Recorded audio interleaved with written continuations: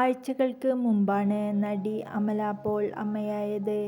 ഗർഭകാലത്തെ എല്ലാ വിശേഷങ്ങളും നടി സോഷ്യൽ മീഡിയയിലൂടെ പുറത്തുവിട്ടിരുന്നു. ആദ്യ കൺമണിയുടെ വിശേഷങ്ങളും അമല തന്നെയാണ് ആരാധകരെ അറിയിച്ചത്. ഇപ്പോഴിതാ താരം ആദ്യമായി പൊതുവേദിയിൽ എത്തിയിരിക്കുകയാണ്.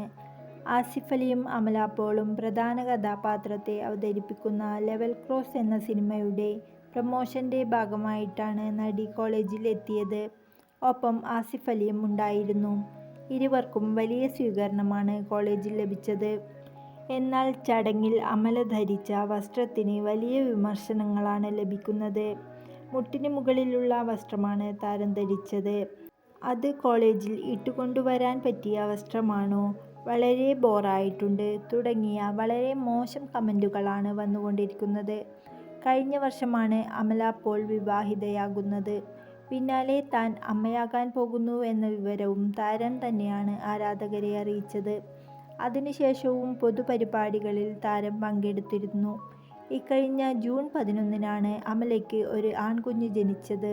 പ്രസവശേഷം ആദ്യമായാണ് അമല ഒരു പൊതുപരിപാടിയിൽ പങ്കെടുക്കുന്നത്.